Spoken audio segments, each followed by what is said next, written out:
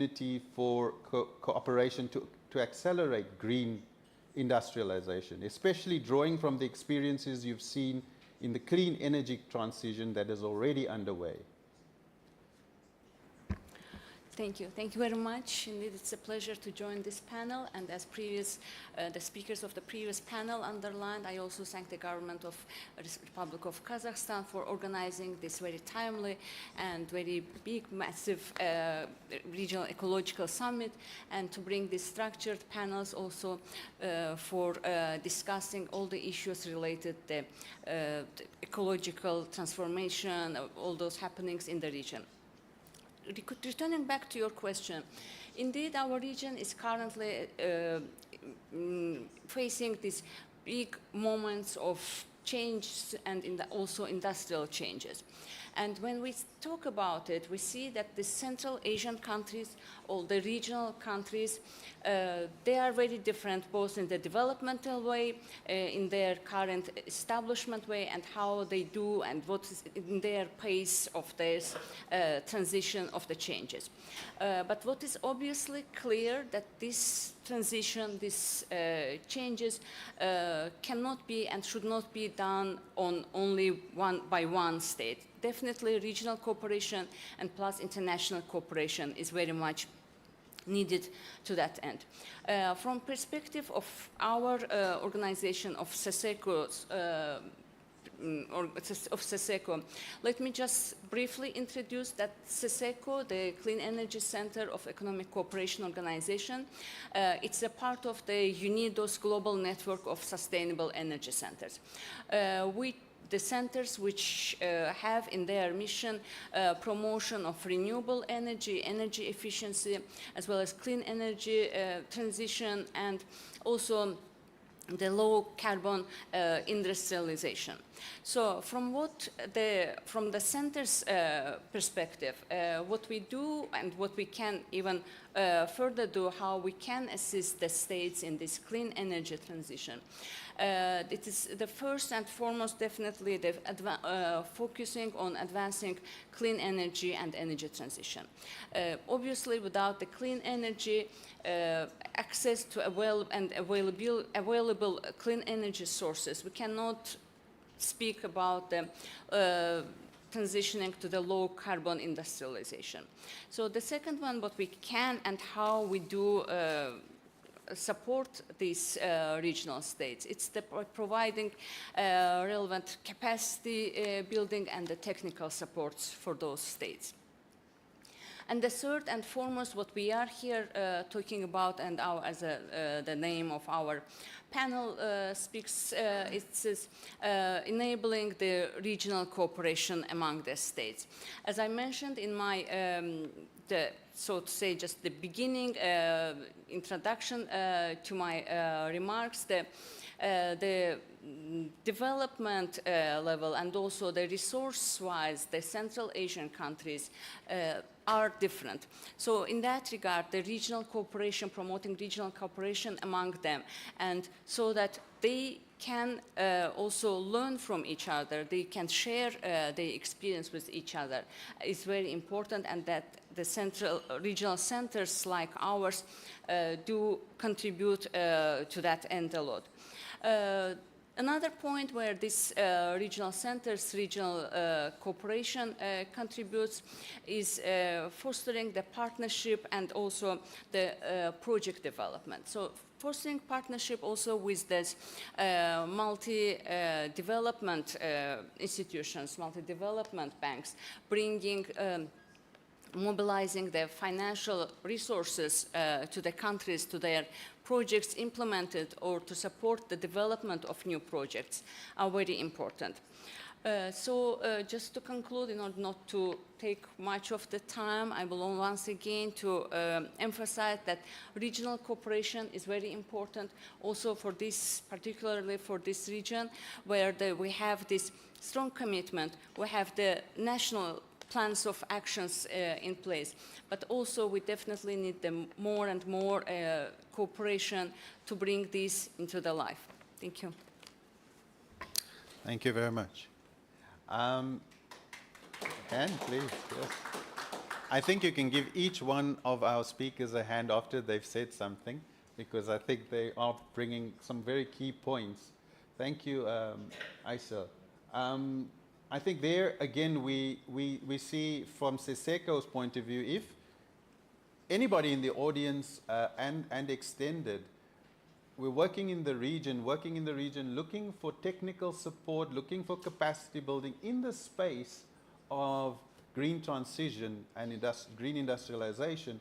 I think Siseko is a great example of a body that works trans-border in the region that can help with this kind of initiative. So thank you very much. Now moving to Mr. Nachi. Now this is always a very, very interesting part of every discussion that I've had for the last 20 years. Yes, I'm very young still. And specifically on financing. And it's often cited as a key bottleneck. From your perspective, what is actually preventing capital from flowing at scale today? What can we do to unlock it faster? Can we draw some of inspiration from what the work EBRD has done in being able to mobilize this capital in the best way possible? The floor is yours, sir. Thank you very much for having me here. It's always a pleasure to be in Kazakhstan. It's a fantastic venue, fantastic city, so it's really great. So if allow me, I'm going to push back your question, because I don't think it's a problem of finance at all. Okay. Okay, let me perhaps rephrase. Clearly there are some adjustments that the financial sector needs to do. There is, for example, an issue in terms of real risks versus perceived risks. But ultimately, I don't think it's a problem of finance. Okay. When it comes to industrial decarbonization, I would also put in the same sentence green industrialization, because the two things need to be looked together. The good news, for example, I believe, let's start with also some good news, is that what I perceive is that in the industrial sector, this awareness that decarbonization has to happen is there. Most companies I talk to, they know the direction of travel is defined. So it's not a question of if, it's a question of how and when, or perhaps the reverse order, when and how. So that's the good news. And the other good news is that the technologies are there. Most of the energy, material, carbon-intensive sectors, the technological solutions are there, are proven, are tested. Yet, there are some sectors like cement, where certainly there is a need of further R&D, further, it's not necessarily all, well-defined, but most of the other sectors, the key technologies are there. So the two problems I see here, which to an extent also involve finance, one is that, of course, most of the deep decarbonization interventions are highly capital intensive. And often, the industrial companies don't have the balance sheet to afford these investments. So that's a barrier. And this is not necessarily a financial problem, it's a problem of how you address this issue of cyclical sectors to deal with high capital intensive investment. The second problem is the demand. So the demand for green products, green materials is not there, or at least is not as aggregated, as established, as predictable as you would expect. Because the financial sector ultimately is relatively simple. We like predictability. We like to see our money back, right? So yes, there are issues around expected returns. The type of financial instruments can facilitate certain investments. But ultimately, the issue of creating stable, predictable demand for green products is fundamental. And in this respect, one key ingredient is, of course, international cooperation, for example, on green standards, is, of course, regulation and harmonization, but also what you heard this morning in the plenary. So we had 8 head of states, 1 prime minister, very strongly giving indication about how decarbonization, climate resilience, interventions in nature are important for not only for environmental benefits and to address the climate imperative, but because of the strategic relevance in terms of economic resilience, in terms of economic development. So this is where we need to work, and these signals are so important because, again, reinforce this direction of travel, this one-way direction we need to undertake.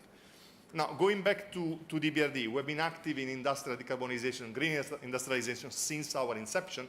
We're a private sector-oriented bank, and we operate on a commercial basis.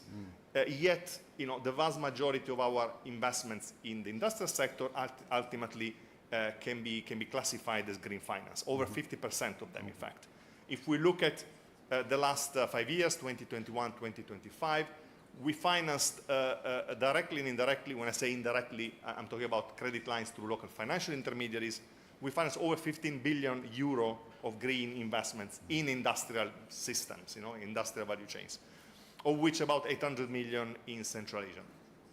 So this demonstrates that ultimately, and these are primarily through local banks, commercial banks, and through corporates. So it shows that ultimately there is a business case in most countries, and ultimately there is the opportunity to finance projects that deliver financial returns. I'm giving a kind of a positive message, but of course there are a lot of bottlenecks and barriers. One is, of course, regulatory asymmetry. One is, of course, persistent subsidies. Think about energy subsidies, which are really making the economic case for many investments not so attractive. And there is also, of course, an issue of trade barriers and availability of technologies. Going back to the EBRD, what are the solutions? I don't think there is an easy win. It's ultimately an evolution and a combination of multiple factors. The way we try to approach the problem is to look at different channels, delivery channels, both in terms of finance, but also in terms of the policy engagement and in supporting a conducive regulatory system.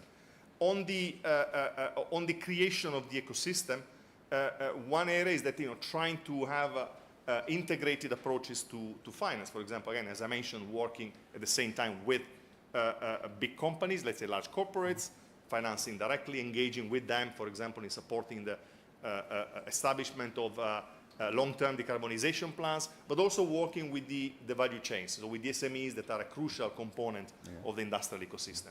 It's very difficult for a company to undertake green, for example, green products if the value chain is not supportive, if the SMEs are not able to provide the materials, the components, but also the services that are needed in that respect. Another area where we are increasingly active is working in a very bottom-up fashion with a local sector association I was discussing before with a representative from GasChem, and developing low-carbon pathways at the sectoral level, at the national level. The advantage of these low-carbon pathways is you bring together all the main stakeholders. Is the policymakers, is the project developers, but also is the technology providers and the financial sector at the same time, to identify and ideally find a convergence in terms of the technological solutions that are needed to address the decarbonization objectives, but also what is the timeline of the investments, what investments are needed, by when. And this again gives certainty to the market and makes the work of financial sector easier, or again, at least a bit more predictable. And then we try growingly to combine all these elements together, and these solutions of integrated country platforms is something that the EBRD were quite keen to support. We've been working in the last few years with the Turkish government, the Turkish Ministry of Industry, in setting what is called Turkish Industrial Decarbonization Investment Platform, which is integrated investment platform that cover the four of the CBAM sectors, so cement, aluminium, fertilizers, and steel. And the idea is really to work as a system involving at the same time the project developers and the financial sector. But it's also important, and I close on, I'm talking a bit, I'm very passionate about this topic of industrial decarbonization, but it's also very important to work on the supporting infrastructure. It's very difficult for the industry to decarbonize if access to electricity, green electricity is difficult, not available. It's very difficult if logistics present bottlenecks. So also working on the support infrastructure is an area where, and in fact also where public interventions can be very, very helpful. Thank you, Mr. Narchi. I think, please, passionate, he is very passionate. I know, but I certainly, and I know this for a fact that we cannot always complain of the fact that financing is not there. Financing is usually there. It's about how do we now make it work in various situations. Like you said, financiers are very much seem to be but believe in certainty. And often the policy environment isn't that. Or as you say, there may not be policy symmetry either across government or inter-country around a region. So these are areas that really need to synergize, to work in order for finance to flow better. But there are other parts, as you've just said, supply chain and the upliftment of supply chain, getting supply chain involved in the whole greening of industry is important to make it a worthwhile activity. So thank you for your passion, and thank you for the insights. I think the audience and certainly us as development agencies do appreciate that perspective, and will take it on board. So again, thank you very much for your insights. My phone is not going to die, no. So for now, let's move to Ms. Klochkova. Also then, after Mr. Nachi's remarks, what is actually preventing the capital from flowing? If you've heard what he says, and you have your experience of what you've seen, what are the market mechanisms that could accelerate? So there are some insights from Mr. Nachi there. Are you in agreement? Do you have some added perspectives? Hello everyone. Sure, it's a bit difficult maybe to speak with the same level of passion, but I'll try to my best. Thank you very much, Your Excellencies, UNIDA partners and dear colleagues. Many thanks for bringing us together at this Regional Ecological Summit. And for the Regional Development Bank, this topic and today's discussion is especially relevant because we're also focusing on non-sovereign operations, on private business and the green agenda, and industry accounts for more than a third of our investment portfolio. So that's really very crucial topic for us. And we do believe that high value-added and technology-intensive manufacturing is a key driver of economic and social development, because it creates a strong multiplier effects across economy through job creation, through localization, through export growth, through technology transfer, and what is really very important, by increased demand for research and skilled labor across the value chains. And a strong focus on industrialization can really help Central Asian countries to move up the income ladder more quickly.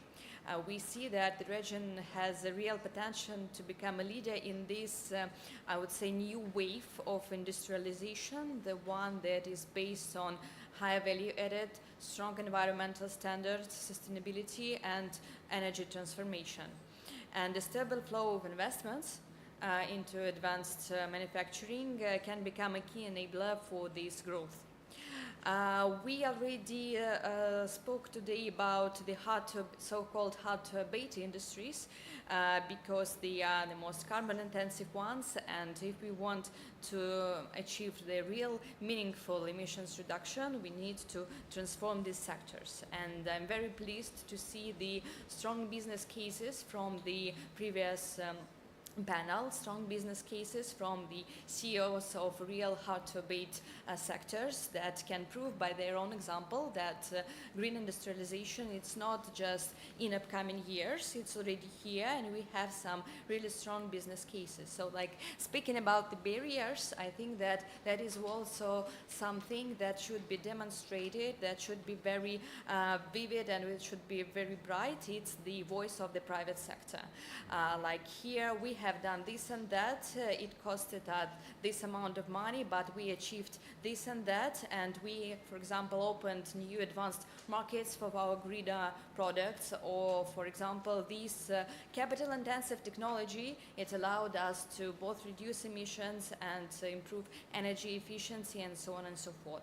So I think that this type of narrative, when it is spoken loud, when it is spoken from different partners on behalf of the private sector, that could really boost the greener transition. We see that, speaking about good news, yes, like the Central Asian countries have already made really solid progress in this sphere. So they have introduced national climate strategies, launched projects with international partners, and strengthened the institutional capacity. And environmental regulation is evolving to promote the adoption of best available technologies. We talked about emission trading systems and so on.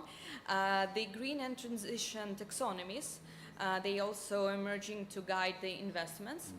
And I would say that energy here maybe is the key, because reliable and high quality energy supply is essential for modern and high value added manufacturing, and the challenge becomes even maybe more crucial if we factor in digitalization and artificial intelligence that is already here, and that they are both very high energy intensive.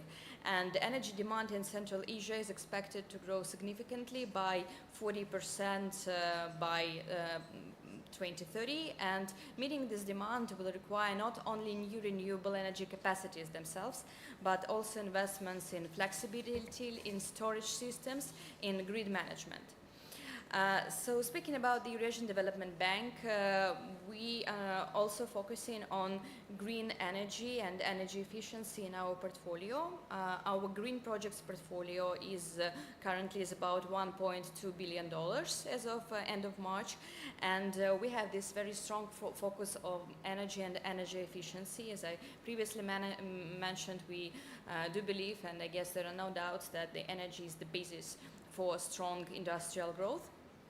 But we also, in addition to fully green projects, we also support transitional ones. For example, transition from coal to gas. For sure, it may be considered not as green as it could be, but for Central Asian countries, many of them are much dependent from coal still. This kind of projects can really bring very important and very fast effects, both from the economical and environmental points of view. For example, one of the examples from our project portfolio is the modernization of the Almaty combined heat and power plant, which will increase the capacity while also reducing emissions intensity. Speaking about the industrial sector, we have just completed the modernization of the cement plant in Kyrgyzstan. This project included the introduction of a dry process clinker production line. I'm sure that our colleagues from cement production know exactly what I'm talking about. And it is considered as the best available technology in the cement industry, and it has significantly improved energy efficiency, reduced consumption of coal, and lowered emissions. Speaking about the role of multilateral development banks, IFIs, not only as the source of money, but also the source of technical assistance, I think that in some cases it is really key to achieve the success in project planning and project finance. So the maybe strength of development banks, I'm not sure whether my colleague from EBRD will agree with me or not, is also in combining financial and non-financial instruments to support this transition. So technical assistance is therefore essential because it helps projects to become bankable. It helps to demonstrate the viability of new technologies. It supports better project design and assists governments in creating enabling policy for the transition. So sometimes we see that technologies are here, technologies are advanced, but the implementation could be a bit complex or a bit costly, or you cannot be 100% sure whether it will be successful. So here is where technical assistance is a key to enable this, to prevent these barriers and to move forward from planning to implementation. Finally, just a couple of final words from my side. For sure, we strongly support collaboration between governments, industry, research institutions, and financial partners. And international cooperation and knowledge sharing, also knowledge transfer and transfer of new technologies, and sharing the best practices and the successful business cases are essential for innovation. So again, I'm very glad to be here, and I really think that we should feel that the way that we work together today will determine how industrial systems evolve and what particular benefits they will bring to the long-term prosperity of the whole region. Thank you. Thank you. Thank you. I've been given a signal that we need to hurry up. So, but let's hear from. We have two more panelists, so let's hear from them. From Ms. Metzger, from a policy perspective, what are the effective levers as you can see them at the moment in your experience? So thank you very much for having me here, and it's very pleasant to have so many IFIs here, and because normally we're searching for them, and now they are sitting here and just offering everything for the green development. Yes, and I represent the German energy agency DENA, so I am a representative of a European organization, and that's why let me have a look from outside, and talking about accelerating green and low carbon industrialization. We cannot but mention CBAM, as carbon adjustment mechanism of the European Union, and probably just some thoughts about it. So we are used to consider CBAM to be just a climate measure. But for business, it is new factor of price development for the production, for their products. And that's why just what was the beginning of CBAM? We were talking about it, and Ms. Ambassador was talking about it already, that it was actually, so we all know the ETS as a system acting according to the principle of cap and trade, just setting a price for CO2 and trading with certificates for CO2 emissions, and to avoid carbon leakage and just moving the production to third countries. There was the creation, it was the answer for carbon leakage, just the introducing of CBAM. And what does it mean for Kazakhstan? In the framework of the energy dialogue that DENA is realizing on behalf of the German government with Kazakhstan and Uzbekistan, we published a study last year. It is openly accessible on internet.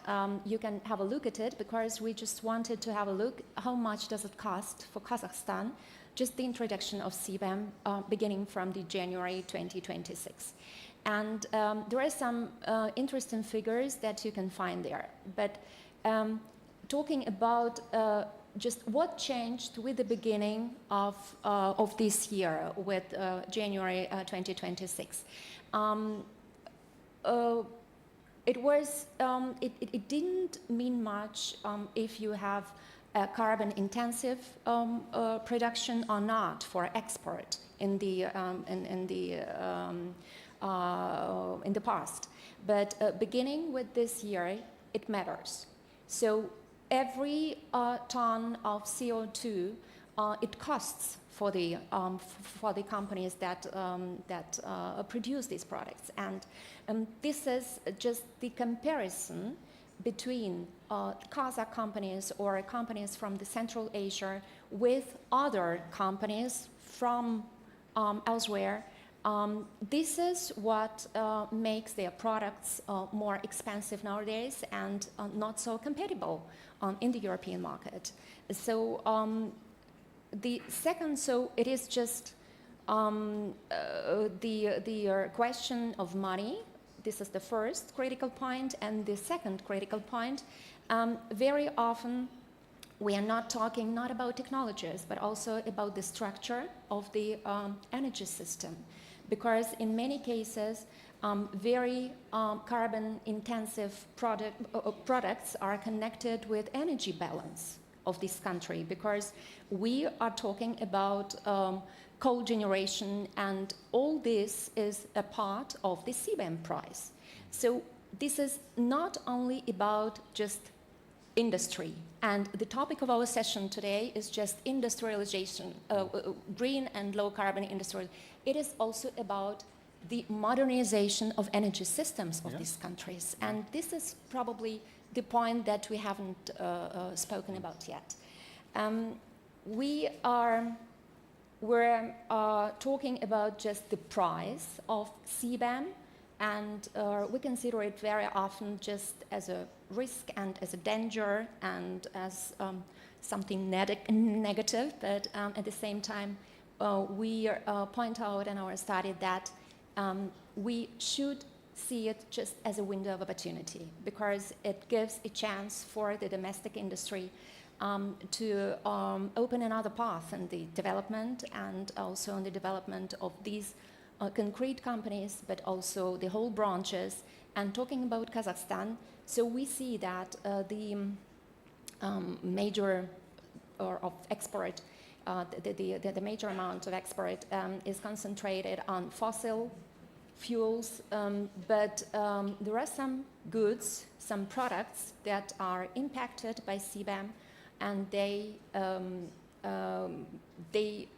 just meet the necessities of some definite companies, and there are not many, but they are very strategically important for Kazakhstan, and also they have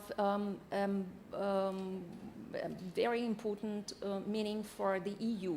So I'm talking about fertilizers and about aluminium production. So these both branches are most impacted by CBAM. And we also see just the process how CBAM triggers the companies and also the politics. So the companies, the many companies within the ERG group, for example, or Kas Phosphate, Kas Azot, they are working on decarbonizing strategies. They are working on strategies for sustainable development, and they name just CBAM as the most driving factor for their modernization. So this awareness that CBAM means something for them is there, and it is just the question of when and how, but not if. And it is very important not to be naive and not to say just that this is only the case for industry. It is also the case for politics. And here we are at the meaning of the ETS. And we do know that there is ETS in Kazakhstan, but it is important to note that we are talking not about the existence of ETS, we are talking about effectiveness of ETS. And when ETS in Kazakhstan has a price, so the price for 1 ton of CO2 equivalent in Kazakhstan is about $1 for a ton. And in the EU, it is 75 euros for a ton of CO2 equivalent. So there is a gap, and this is the gap that the CBAM would cost. And so we are talking about the necessity of Kazakh politics, of the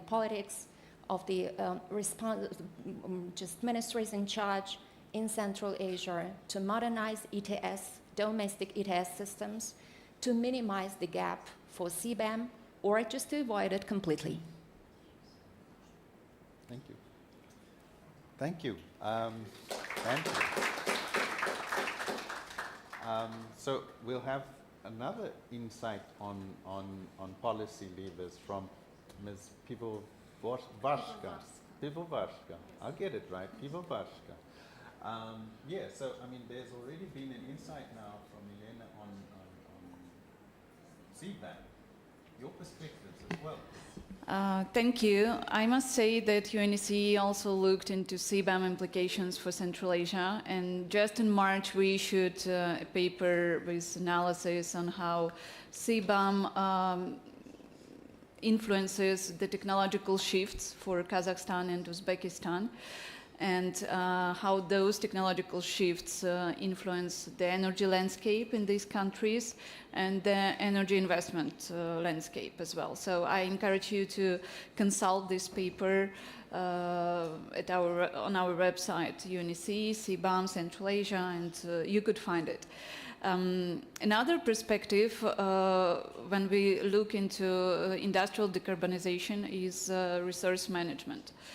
The thing is that if countries are really serious about sustainable development, now they cannot allow themselves just to supply raw materials. They need to bring those enclaved mining sectors now broader for economic development. And for this, UNEC has two main tools. It's UN Framework Classification for Resources and UN Resource Management System. UNFC Framework Classification, it's a tool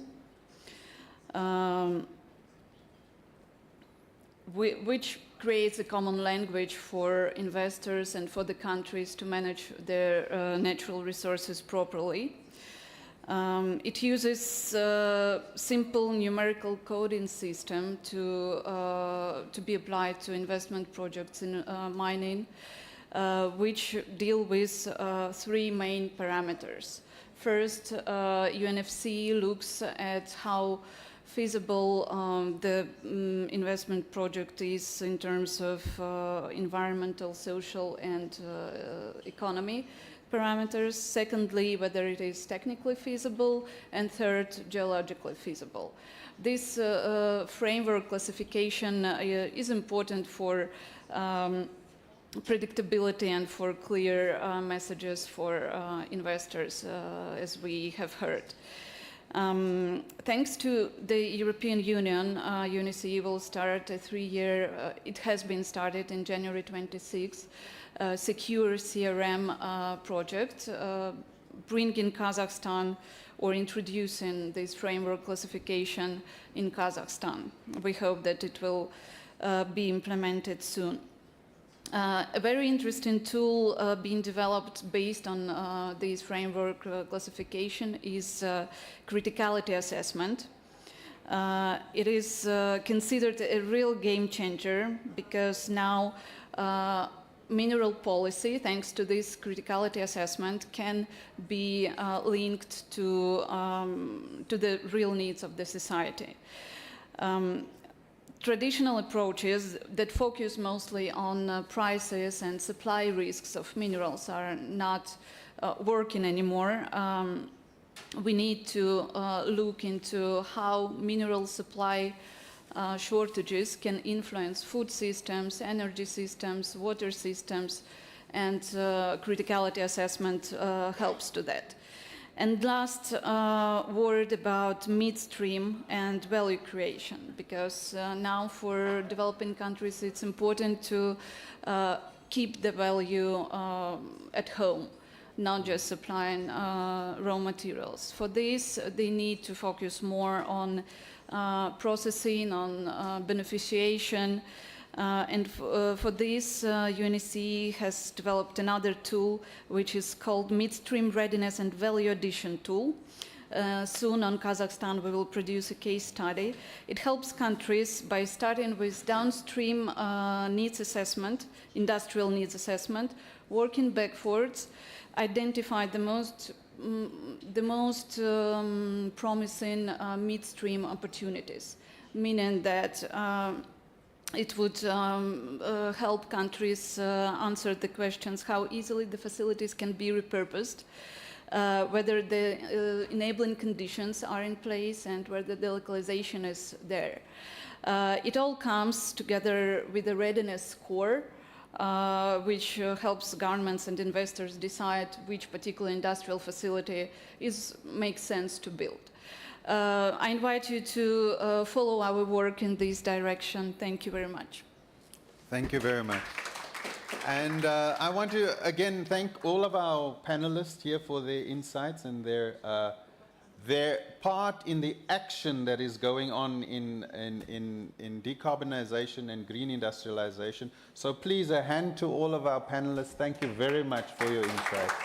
And let's just take the final photograph here, please. Thanks.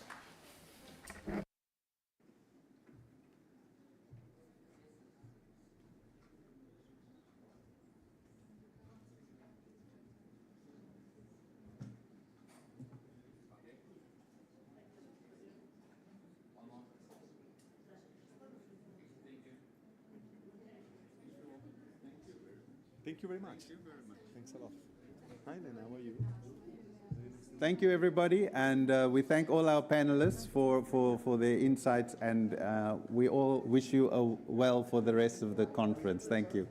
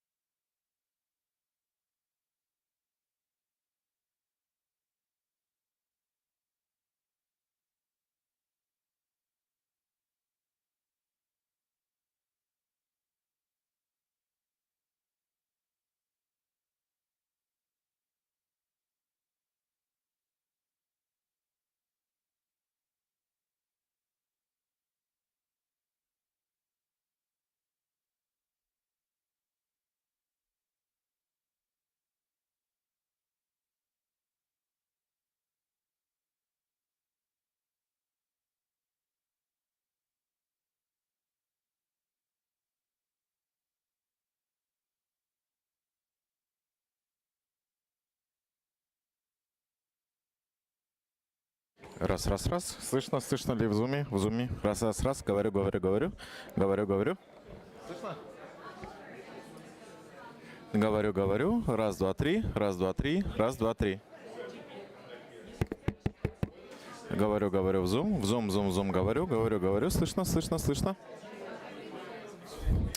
Зум, зум, чек, чек, зум. Зум, чек, чек, зум. Чек, зум, чек, зум. Зум, чек, зум, чек, зум. Раз, два, три.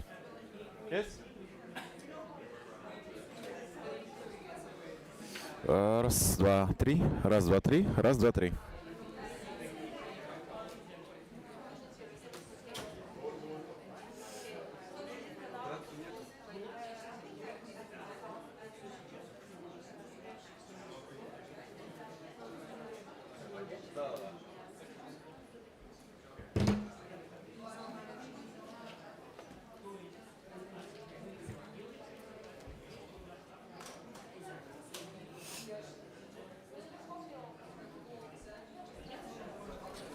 Зум, зум. Раз, два, зум.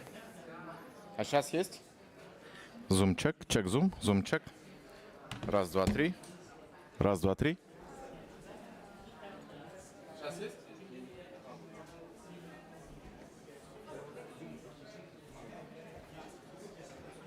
Вот я говорю в зум. Есть?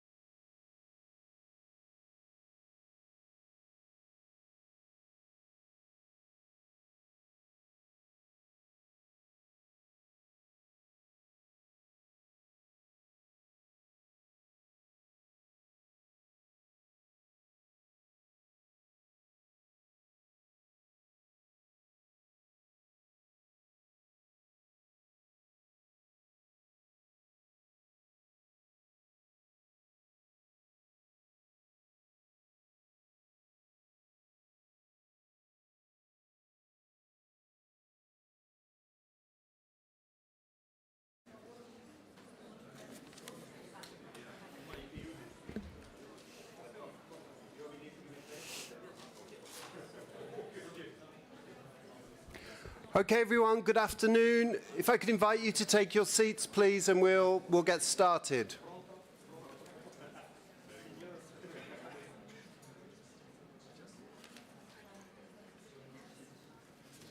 So, my name is Matthew Griffiths. I work in the Environment Directorate at the OECD, and it's a real pleasure for me to moderate this session this afternoon.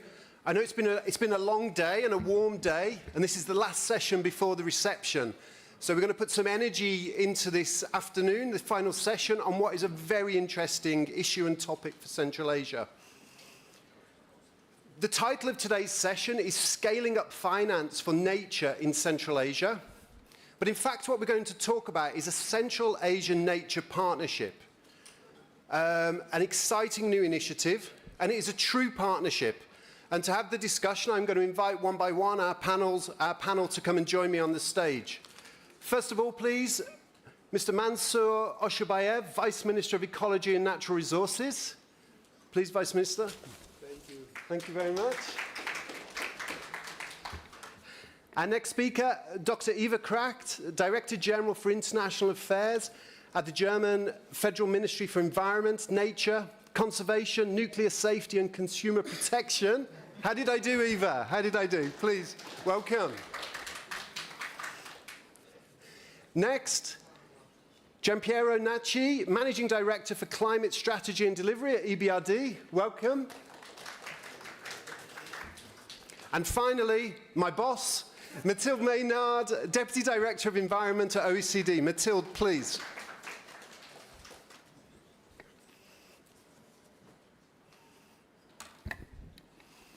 Thank you, everyone. And so, as I say, we're going to talk about the Central Asia Nature Partnership. And this really is a true partnership.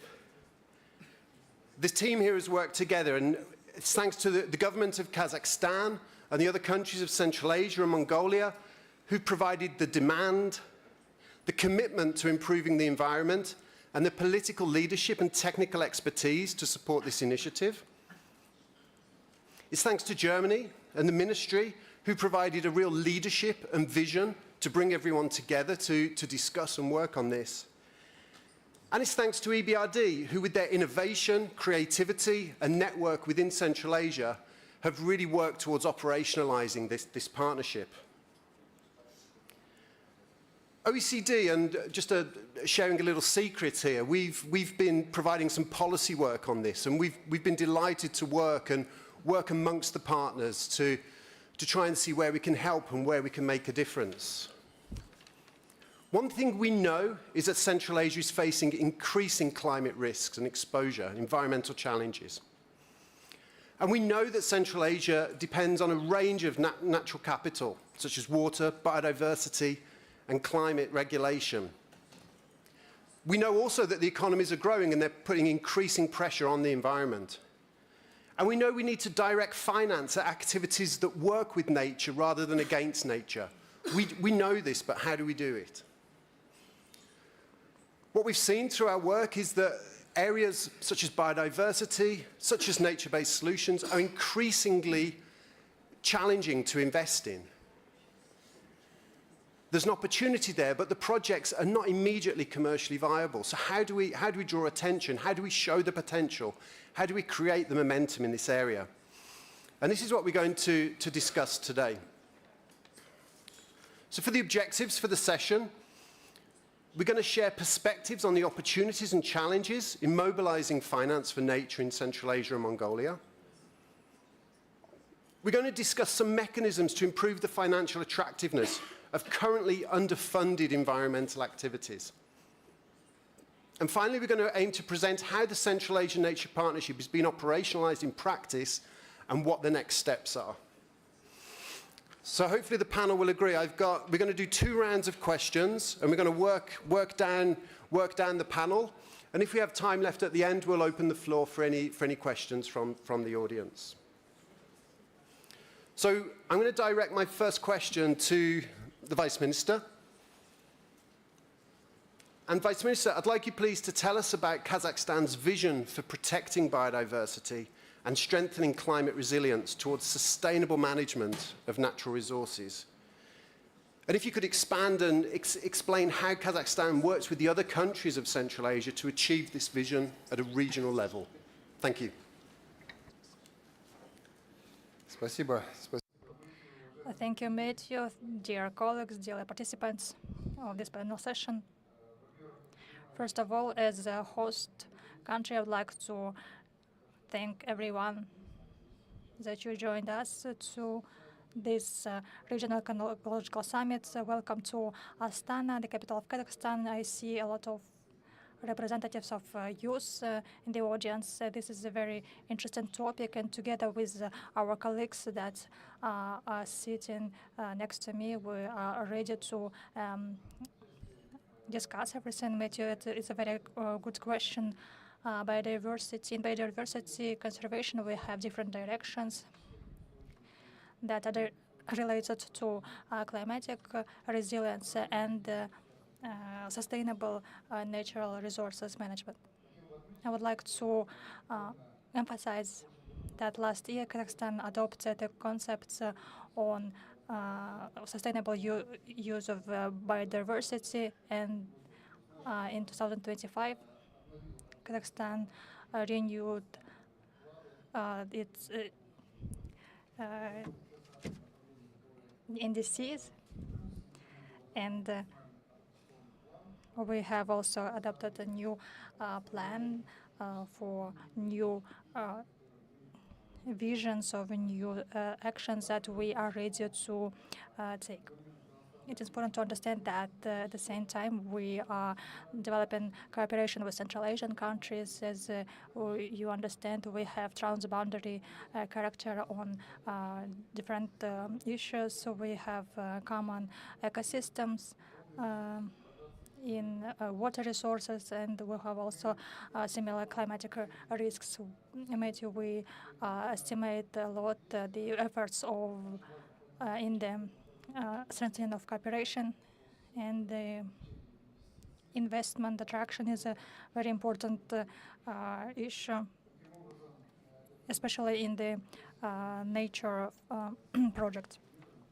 The best examples of cooperation today is that at the very beginning of the summit, at the plenary session, the heads of state of Central Asia took part, and this is my third panel session, and I would like to say again that the single voice of Central Asia is what we hear today in biodiversity, in environmental issues.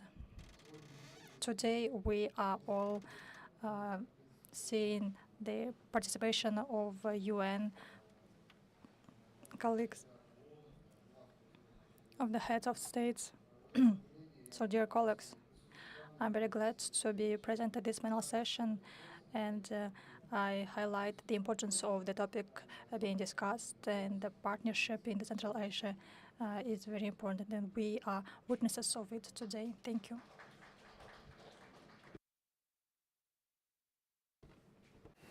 Many thanks, Vice Minister, and some great examples there. You mentioned the concept on sustainable use of biodiversity, and we really welcome your work and your leadership in this area. And one of the things we like to do is work with the different countries in Central Asia, see what works and disseminate and look at opportunities for replication and scale up.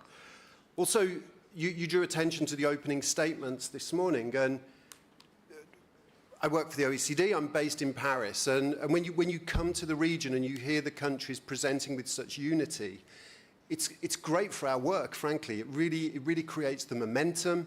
You hear alignment, and such high-level political support gives real confidence to the work on the ground and the project work we do. So it's a wonderful start to the Congress so far. So thank you very much. Thank you. Okay. Eva.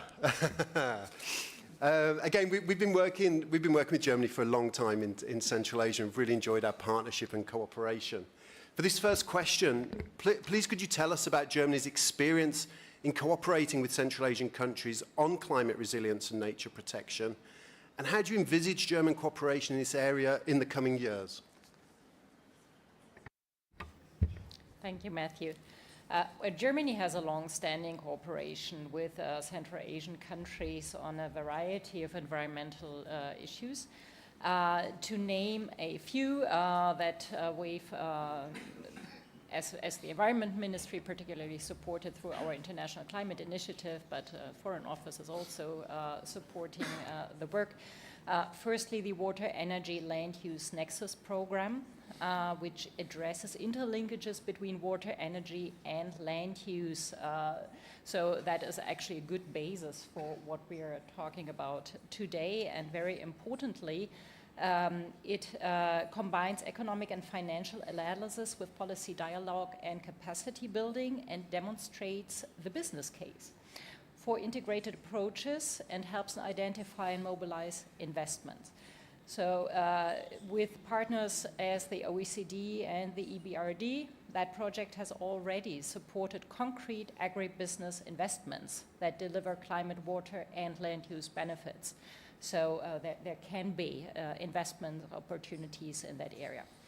Secondly, I'd like to mention the Sustainable Infrastructure Program in Asia, where we particularly support the development of sustainable infrastructure because there's such a high need for infrastructure, and infrastructure will be there for decades to come, so it really matters what we decide today. Thirdly, via Green Central Asia, we've provided an important platform for regional dialogue and cooperation on climate, water, and environmental issues. So looking ahead, we really want to scale up cooperation on climate resilience and nature protection in Central Asia. Nature protection, nature-based solutions can be real superheroes of environmental protection.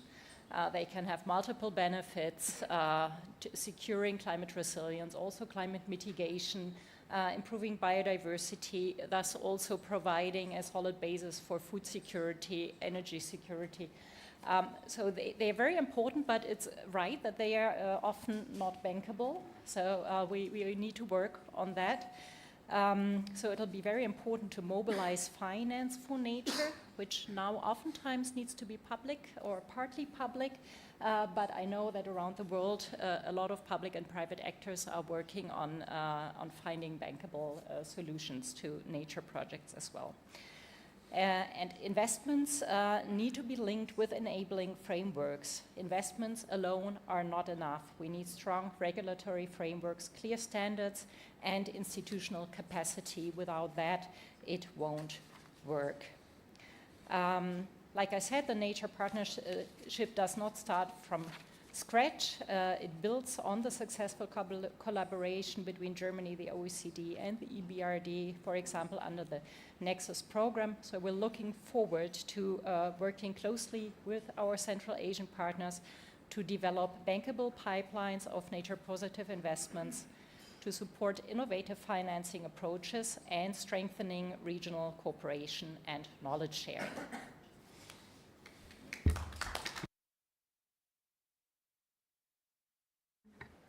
Many thanks, Eva. You mentioned bankable pipelines, and from our side, we're convinced that they're there to be found and identified. And you mentioned the Nexus project, which is a project we've been working on for a few years now, with the countries of Central Asia and in partnership with EBRD and our colleagues from FAO, UNECE, and SIC ICWC, a regional body.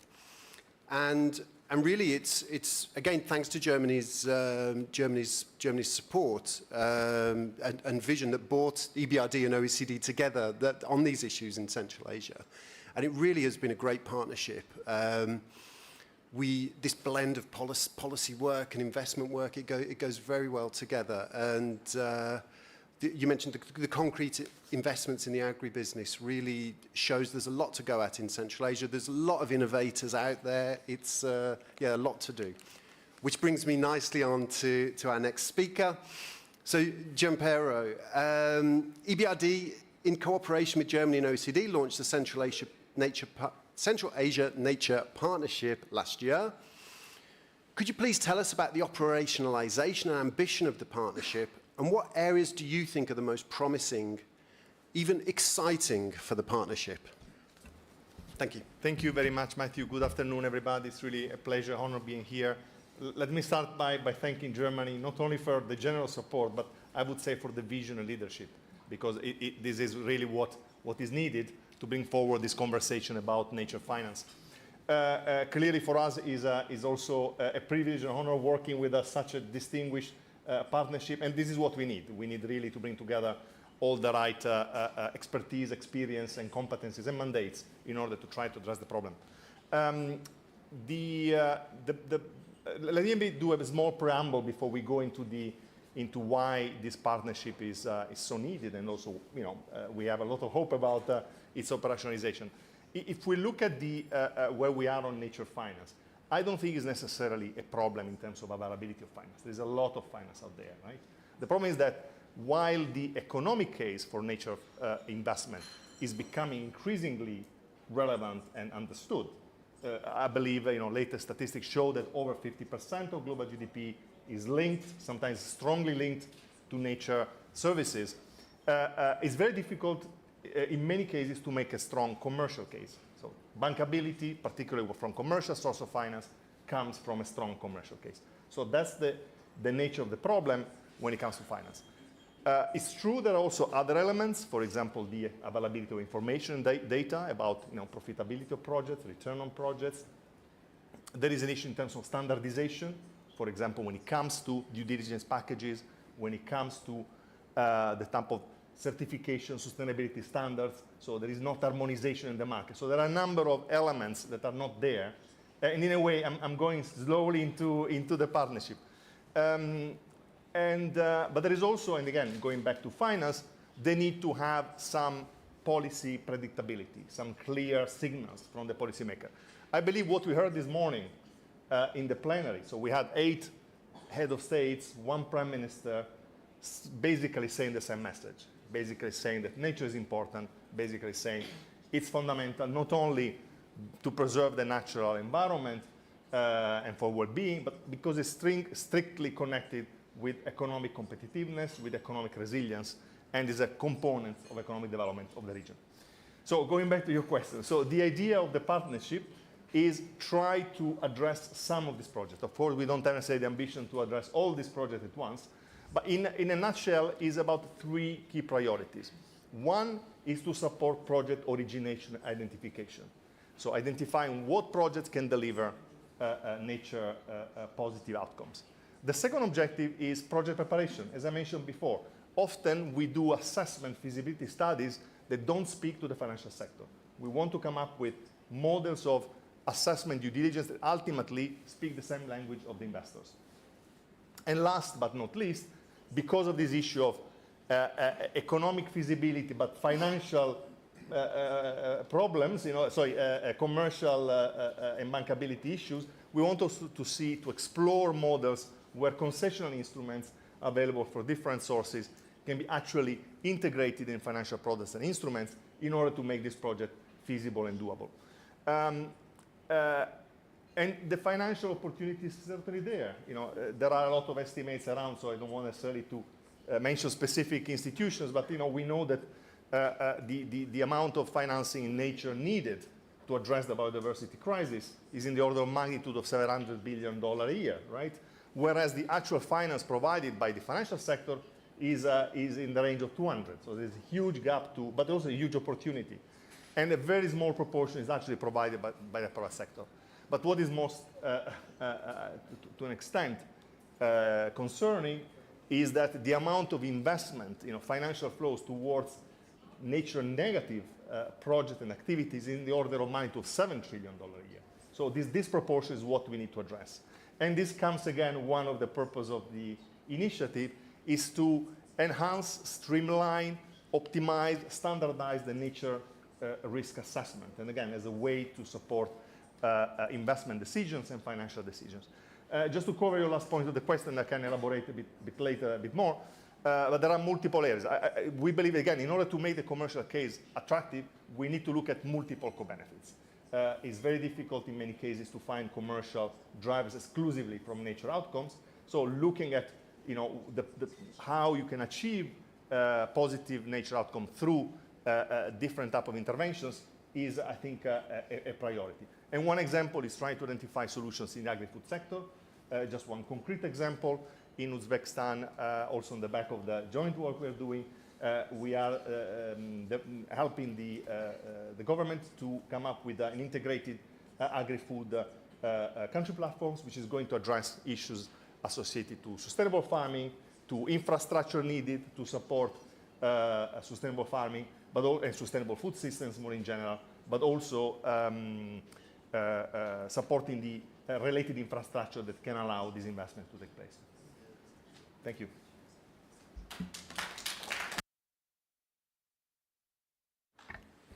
Thank you very much for that. And I find that a very positive intervention. So there's money available, there's projects available. We've just got to do some work to build confidence and really focus on this commercial viability of it. And actually, as you were talking there, you reminded me of one of my favorite, actually, OECD publications in recent years, produced by this gentleman in the front row, Takayoshi, in partnership with the EBRD team. And it was our first joint document together, which exactly did this. It was looking at agribusiness investments, but as you say, these co-benefits, we were calling it from our side, this ripple effect of an investment. You put a project, but let's not walk away. Let's see what else, what are the other benefits that are gained by projects, and how can we value this? So yeah, really a very encouraging first intervention there. Thank you, a lot to look forward to. To complete this first round, I'm going to pass to Mathilde Maynard, our Deputy Director at the OECD Environment Directorate. And Mathilde, we've been working in Central Asia for a long time through our Green Action Task Force. And I just wanted, if you could reflect, please, on what really was the OECD inspiration for engagement within the Central Asian Nature Partnership. Thank you. Okay, so maybe I will be slightly repetitive, but really our inspiration was mostly the Nexus project that we are still working on. You know, this project is called Water, Energy, Land Use Nexus in Central Asia, and it was mentioned already by Eva and you, Matthew. And basically what it did is, as you said, Eva, it demonstrated the business case for nature-based solutions. And through this cooperation with Central Asia, we have learned some important lessons. And the first is that this concept of water, energy, long nexus is now, I would say, well established in Central Asia. And we could hear, as you said, Matthew, you could hear this morning all the presidents somehow explaining that that's the key for our future, you know, nature-based solutions. But this awareness is excellent, but is not enough, you know, to really make the case. So we need to continue building a robust evidence based on that idea of nature-based solutions are the superheroes, you know, of our future. So demonstrating that these investments are not only, of course, environmentally savvy, sound, but they are also commercially viable. That's where, you know, our partnership with the EBRD is critical, and there are basically good risk management measures. And the second lesson we learned from this Nexus project is that there remains a very critical need to bridge the gap between the policy and regulatory frameworks and the decisions to invest or not to invest. So we still need to work on these regulatory/policy frameworks to make the investment decisions happen de facto. And there is still a gap there, definitely. We need this mechanism to translate climate and environmental strategies, all these big long-term ambitions that are good, that are necessary, but into really bankable projects.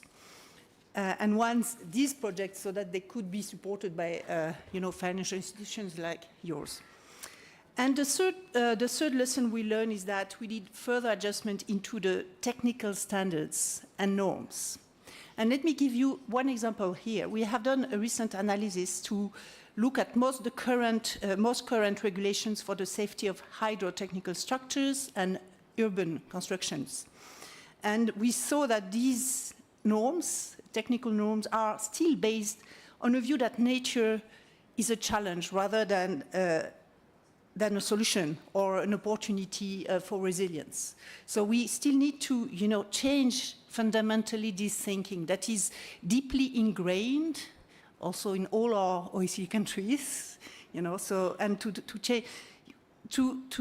yes, really change our view and our thinking to look at them as superheroes, as you were saying.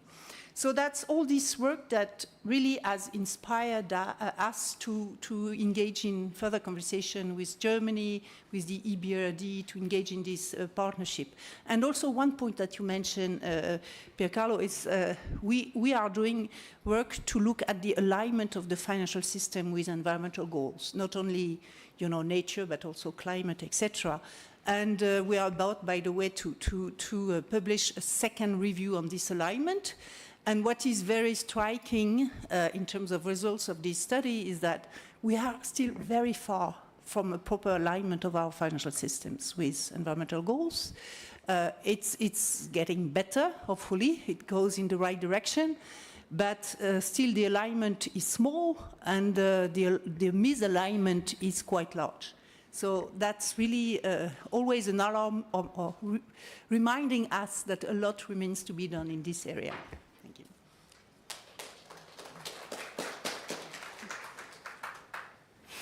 Many thanks, Mathilde. And if Giampiero took us to a positive note, you took us even to a supersonic note there, with nature as the superheroes of the project there. So there's real opportunities here. Nature not a challenge, but to be worked with, and this push towards bankable projects. And a lot to do on policy, as you say, Mathilde. So, and of course, OECD's been working a long time on policies in Central Asia, looking to support countries, and perhaps getting some of these nature-based solutions or nature projects into the toolkits of ministries and really onto the radar. So, yeah, thank you very much. So we're going to go through the second round of questions now, and again we'll start with Vice Minister, please. So, Vice Minister, Kazakhstan, you've expressed interest in engaging with the Central Asia Nature Partnership. But what really are your priority projects? Where would you like to see this partnership push? What policy areas do you think can best benefit from the partnership in Kazakhstan?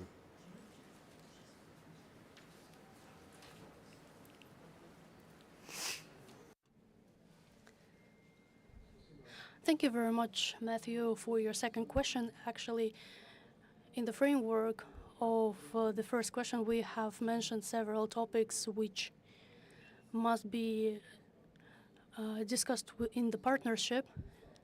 You know that Kazakhstan welcomes the project of CNP as the modern and practical platform.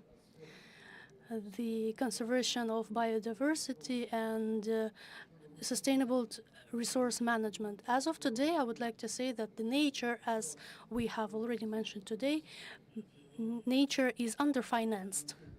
The finances of biodiversity depends a lot on state budget, and as per statistics that we have prepared for this summit, about 75%, dear colleagues, of the finance in this area is provided by the state budget. As my colleague has mentioned, this is not sufficient to work on the challenges that we have in regards to the biodiversity and sustainable nature management. Therefore, the government of Kazakhstan is working step by step to align the priorities. And dear colleagues, we are currently considering CANP as the main mechanism that will help to translate the initiatives into the implementation solutions. Kazakhstan is working actively in this area. I think our colleagues have already mentioned the mechanisms and regulation mechanisms. So there are several steps that are being discussed. First is development of the financial tools with UNDP. We are working with them within the BioFin initiative. I think my colleagues know about this initiative. This is the mechanism that compensates. And secondly, the biodiversity credits, which are the financial mechanisms. This work is being done with the UNDP and the Alliance of Biodiversity Credits. Here we have the intention to work on this direction even further to reach feasible results. And third, the support of solutions which provide for the nature conservation. With the UNDP, we have EcoDamu program, which is currently being implemented for people who are living in the specifically secured natural areas. There are projects which have been financed for over 2,000 million tenge. We see the potential and capacity building in the tourism. Dear colleagues, there is some statistics that previously in Kazakhstan, the standards of ecotourism and the incomes were about 1.6 million of US dollars. As of today, the figure is 2.6 million US dollars, and by 2030 we expect an increase to about $6 million. It is important to know that the implementation of NBS provide the platform for additional sustainability, and the finance volume has raised to $71 million. We want to scale up the financing of Central Asian nature. We need three things for that. I think we all understand what they are. First of all, it's very strong portfolio. Secondly, robust conditions and incentives for the projects that related to the measurable results.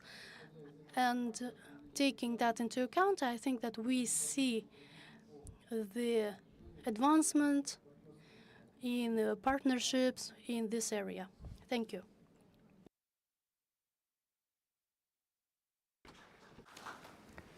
Many thanks for those thoughts, Vice Minister, and a lot to go at there. I mean, what's very clear, you don't consider that the state budget alone is going to solve this problem. We need some creative thinking. You mentioned some new tools, some new instruments. You mentioned BioFin, biodiversity credits, for example. And also, I was very encouraged, you mentioned new sectors, and ecotourism really stood out there, and commitments in that area. New sectors create new ideas, create new projects and opportunities, so potentially a lot to go for there. So many thanks for sharing those thoughts, and yeah, we look forward to seeing where we can support. Thank you. So Eva, I'll come back to you, please. Now, Germany has really provided leadership with this partnership. You've put the energy behind it, the thoughts behind it, and you can see a brighter Central Asia. So I wanted to ask you, what would you say to other potential donors who would be considering getting involved in the partnership? And as a second part to the question, what do you expect from Central Asian countries as well? So kind of two ends of the stream there. What opportunities exist? Thank you. Well, thank you, Matthew. I will come to your question in a second, but I feel encouraged to add a little bit of a personal impression on this broad discussion about channeling private money. Well, personally, I am convinced public money is important, will remain important in this area, but we will never ever solve this with public money alone. There's so much more private money in the world, so we need to find ways to channel private money into nature-positive investments. And I was in Davos, or actually the margins of the World Economic Forum, a couple of years ago. And I was really surprised to meet, of course, it's a niche, but to find a lot of private sector actors thinking about this, experimenting, looking into their business models and how they depend on nature, on ecosystem services. We, as the ministry, we also support the work of the Task Force on Nature-related financial disclosures, because it helps businesses understand how their business models depend on nature. And some start seeing that they need to invest in nature if they want to secure the supply of coffee and cocoa. And another company started investing in the forest around the premises of the company because it has such a cooling effect that it helps the workers to work during heat waves. So things like that, you mentioned eco-tourism, of course, biodiversity credits are also something that those actors experimented with. It's not easy to get it right, but it's an interesting approach. Now, to your question. Indeed, I would like to extend a clear invitation to other development partners, financial institutions, and stakeholders to join and contribute to the Central Asia Nature Partnership. We see strong reasons to do so. The partnership offers a practical platform to pool resources, share risks, and increase impact. It builds on solid analytical foundations and proven cooperation models. It provides access to a growing pipeline of investment opportunities. And I think you will present the pipeline in a moment, which would be much appreciated. Well, all this, of course, will not work without the continued ownership and leadership from Central Asian countries. And I think we've seen how today and just now how dedicated the Central Asian countries are to this agenda. We need Central Asian countries to define priorities and project pipelines. Also, and that has been mentioned already, we need them to strengthen enabling frameworks, because this will not happen by itself. So this includes policy reforms, regulatory frameworks, and also institutional capacities that make investments in nature viable and attractive. And finally, by actively participating in regional cooperation and knowledge exchange. Many environmental problems and also degradation of nature are by definition transboundary. Platforms such as the Nexus Regional Dialogue and Green Central Asia have already paved the ground, and this project will continue to do so, to bring public institutions, local stakeholders, and the private sector from all over the region together to seek for solutions to the joint problems, joint solutions to the joint problems. Thank you. Many thanks, Eva. So I heard there a real call for other countries to consider getting involved, the space. The more the merrier, we could say. And a real call for Central Asian countries to really keep on what they're doing. This commitment to regional cooperation, this commitment to tackling transboundary and shared problems is really at the heart of this work. I really appreciated you also sharing your personal experience from Davos, as I understood, and that's a very visible example. And actually at OECD we've got some new work that's coming forward, actually with support from Germany, from Switzerland, Italy, they're possibly in the room as well. And we're pulling this work together to look at some of these impacts on nature to wider economies. And the story you shared there about coffee, it's such a visible story. If you don't respect nature, you're really affecting people's lives. And those types of stories are so visible. So thank you for sharing that. So we come to Giampiero again. So Eva has mentioned about effectiveness of nature finance. We know it's not straightforward to track nature finance flows and understand their effectiveness. So EBRD, we understand together with other MDBs, have developed the new common principles for tracking nature finance. And could you tell us, please, a little bit about these principles and how they can be applied to the Central Asian context? Thank you. Thank you, Matthew. So if we look at the evolution of sustainable finance, right? So when it comes to nature finance, the whole sort of sector lags behind, I don't know, 5-10 years compared to climate finance. for a number of reasons, because climate finance has started earlier, because nature finance is more complicated, more complex to track and to identify. So, in a way, we are looking as MDBs to fill the gaps in the market. That's the first consideration. The second consideration is that as a group of multilateral development banks, we understand also our role in helping creating the building blocks that ultimately can facilitate finance, can facilitate access to finance, can help standardizing financial products. And that's where we put our energy on in the last few years. There is, again, a lot of history. MDBs have been the first component of the financial sector, for example, coming with principle for green bonds. You know, the sustainable bonds, green bonds actually came from initiative coming from the multilateral development banks. We've been the first part of segment of the financial sort of community ecosystem to come with a methodology to track climate finance, which we're still using and is increasingly used by the private sector, and I believe also you, OECD, is using as a source of your own analysis. So we have a history of trying to support, you know, the development of the common rules, the common language in the financial sector. So it's the same story for nature. So we realize that there are these gaps, the asymmetries, you know, in terms of what the way financial institutions talk about nature finance.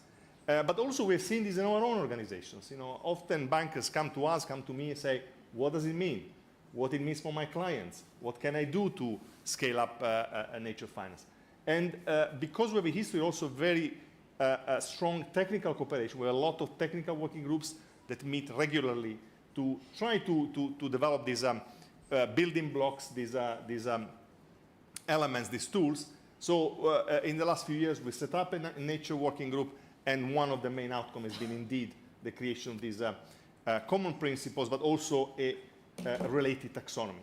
And the idea is to create a simple taxonomy, again, as I said, a language that can speak to the bankers, to the financial officers, but again, is designed also to speak to the private sector. It's designed to speak to the institutional investors. So that's a bit the objective. So the common principle is a set of guidelines, effectively, relatively high level, based on 3 key principles that, you know, clearly for a financial flow to be considered nature finance has to deliver a positive nature outcome, has to be measurable, but also should not create additional environmental risks or damage. So it's the do not significant harm criteria. And the deriving taxonomy is quite granular. I was just uploading, just to give an example, just to be very specific. And I can share with any, sorry, it's the other phone. For example, when it comes to restoration, you know, there are multiple activity groups, that's the way we call it. One is restoration and conservation of biodiversity or ecosystem services. And there are multiple categories. I just take one. Rehabilitating degraded agricultural land with native species, naturalized species or threatened species, or implementing regenerative agriculture or sustainable land or water management practices to enhance biodiversity or ecosystem service. So it's clear what it is, right? And then there are guidance in terms of how you can measure the impact and how you can count the related finance in terms of setting baselines, boundaries, conditions, etc. So I'm mentioning this specific example because it's very relevant for Central Asia, then trying to create a link to the second part of your question. So when it comes to Central Asia, all these categories, there are, let me count how many, 74, actually, sorry, more. You see, I forgot. It's a lot, you see. We have, I need to go to the bottom of the document. It's a very long one. Sorry, 376. So, but this granularity give clear, pragmatic guidance. And it's not only about tracking finance, but also helps designing financial products. At EBRD, we've been experimenting sustainability linked loans linked to nature-related KPIs.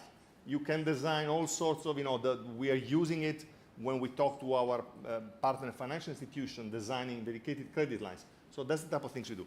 So, it's very shortly on Central Asia, and not just in the interest of time. So clearly there are many things that all these 376 categories are relevant. But I believe in the case of Central Asia, there is an element, there's something relatively easy to do, which is not easy, but conceptually easy. is starting to introduce criteria when it comes to greenfield projects in the permitting process. So it's cheaper to introduce nature up front rather than ex post. So this is a priority that I would suggest to the policymakers. Number two, prioritizing those interventions that actually are in line with the economic development priorities. The Minister mentioned ecotourism, farming and climate resilience in general in the farming sector is a big priority, addressing land erosion. So really trying to connect to the economic drivers, to the economic priorities, and to really, again, connect the economic case with the commercial case, as I mentioned before. And perhaps the third one, trying to maximize the nature effects, the nature positive effects when it comes to existing projects in the pipeline. For example, at EBRD, we are looking at irrigation projects in this country. So we're trying to understand, working with our counterparts to introduce nature components within these projects. We're looking at credit lines for farming, so how to integrate, maximize nature outcome from sustainable farming practices and investment. Same story with other infrastructure projects. So mainstreaming adaptation across the investment, linking to economic development priorities, and three, really come up with a regulation that embed nature from at the design level, not as an ex post element. Thank you.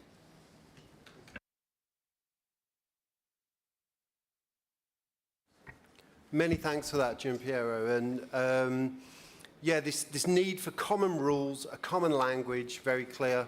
How we get those 376 categories into a simple common language, I don't know, but I look forward to exploring that with you.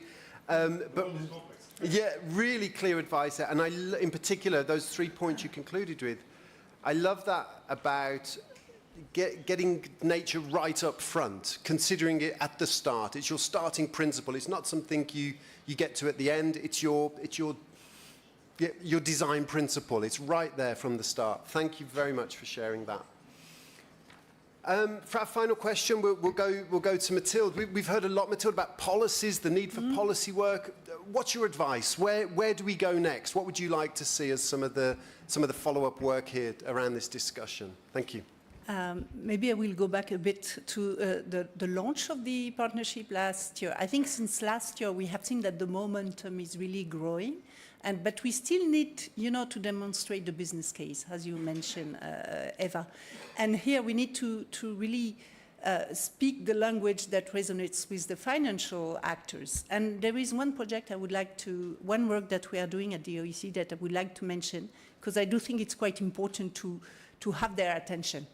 We are working with central banks. We have developed a framework to allow central banks to evaluate, to which point nature-related risks are systemic in their financial systems. And we have tested this framework in Hungary already, only related to water risks, water-related risks. And it was very important to showcase to all the financial actors that you guys are at risk with your investment portfolios if you don't put a much stronger focus on these issues. And I do think that this work is fundamental for me, because once you have a central bank that says openly, I have data, I have evidence that shows that only water-related risk, for example, puts at risk like 10% of your investment portfolio, this is heard. So this is really fundamental. And in this region, we are currently working with Georgia to do this with the Georgian Central Bank to do this analysis. So I do think that we are progressing through putting together data, real evidence of the importance of putting nature at the center, really. So that's just a very important work that we are currently doing, and that could help, build this narrative. And to link this narrative with real cases, as you mentioned, of investments, showcasing what are the results and how it is commercially viable. So that's where we can have these bankable pipelines of projects. So, but again, finance is essential. As you say, we need private finance. For that, we need to demonstrate the importance of this issue, etc. But then I go back to the first issue. To get finance flow where it needs to flow, you need to have the right policy and regulatory frameworks. And we are back to the point one. And at the OECD, we work on all these aspects, you know, and that's why we were very happy to engage with the EBRD and Germany on this partnership.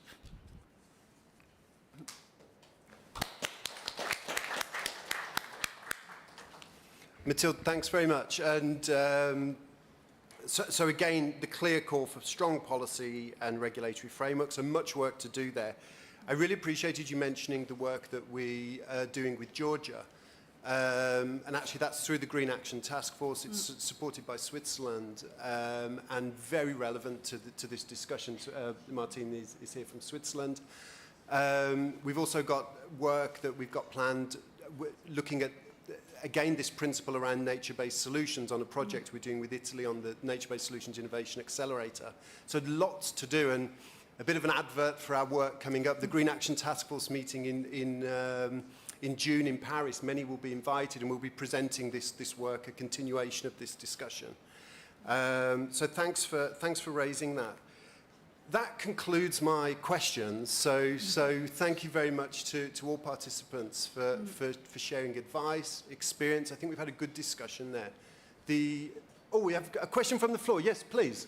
If you could identify yourself, and I don't know there's a microphone, so shout us. We can hear. I'll repeat it. First of all, thank you for the presentation. My question dedicated to gender on Okay. tracking system. As you know that I'm representing Kyrgyzstan climate finance section. Currently, Kyrgyzstan is actively promoting mountain agenda in global scale. For example, in court discussions, we're advancing on global goal and adaptation, how to include mountain-related indicators.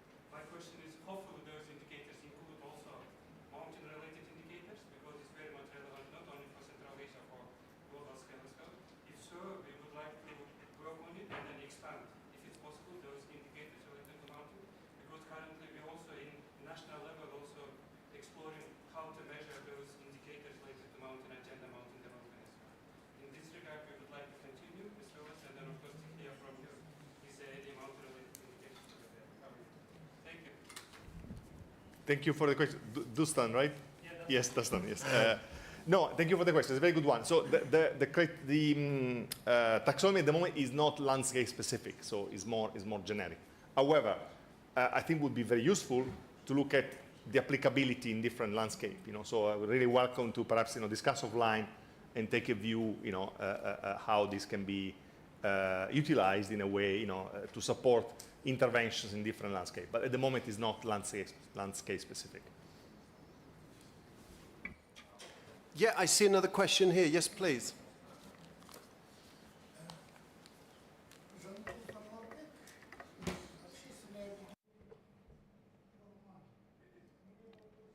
I'm from Arman community. I have a question. So, can we use a microphone, please? Is there a... Oh, you can come. Oh, no. Or maybe, would you like to come here and you can use the microphone here? Давайте подойдем сюда. Сможете использовать микрофон здесь. So you can use... Спасибо. Thank you very much. I've been initiating Aksu Digiland project for 10 years. This is a forest massive with 2,200 kilometers in width, along with the railway. The width is 1.5 kilometers of the forest. This is self-restoring forest. We tried different lines of forest, but they come back to their natural landscape. If, for example, we create new forest lines, we should scale up it.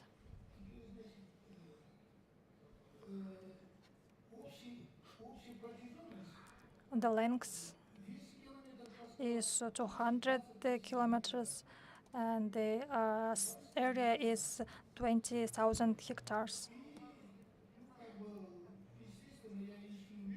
Of course, I'm looking for investors, but first of all, my question is to Mr. Vice Minister. At which stage of law enforcement we are at the carbon market in Kazakhstan? It's a very good question. I think that our colleagues are also interested. It is related to the Act 6 of Paris Agreement. And the person who is asking the question has areas covered with forests, and in this Act 6 of the agreement, we understand that we have some voluntary markets, or you can use the Act 6.2, the clause 6.2. And according to this Paris Agreement, you can sell to other countries. But if we talk only about voluntary markets, you don't have any limitations, any obstacles for voluntary markets. But in the part of clause 6.2, our ministry is developing rules, and they should be agreed. But there are some plans and rules that should be implemented further. I would like to add that the main element that the forest goes along the border with Semipalatinsk polygon, and its importance is high. And so this land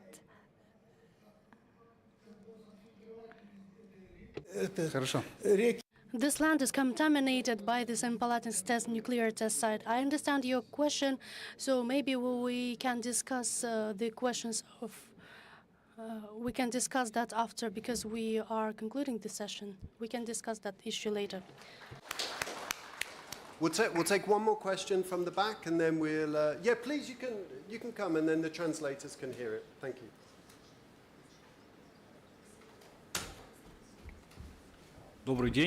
Good day, my name is Abzal.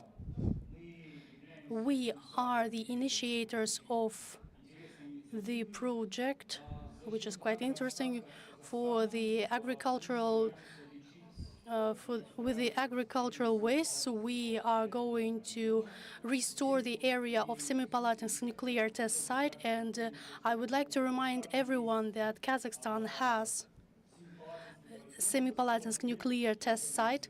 It's been about 40 years it was used. This is our main story, and as for now, we in practice are working on, we are increasing bankability of our project in order to get the investment and to blend them in several countries. Currently, we are supported by Canadian government, and also a large company from the UAE. And I wanted to ask what kind of tools and instruments can be used to increase the bankability of our initiative. Great question. Thank you very much. Yes. And it sounds a very worthy project on first inspection. Thank you. I don't know if any panelists would like to have a go at that around. It's a tough one. Yeah, Gianpiero, you please have a. I don't know if I have the answer, because it would be interesting to know a bit more about the project. Clearly, we've seen, if I understand correctly, is a afforestation project, right? So we've seen example of using carbon finance instruments to support, the bankability of projects. But clearly, it depends a bit on what are the clear objectives and whether a revenue stream can generate it, or whether such a project would rely entirely on source of financing coming, for example, carbon credit or indeed state public support. We've heard from Central Asia very clearly from Vice Minister about the vision, the commitment, the demand, the need, but really the political and technical leadership that's there, and we're grateful to that. Germany's vision. Oh, we're going to do a photo.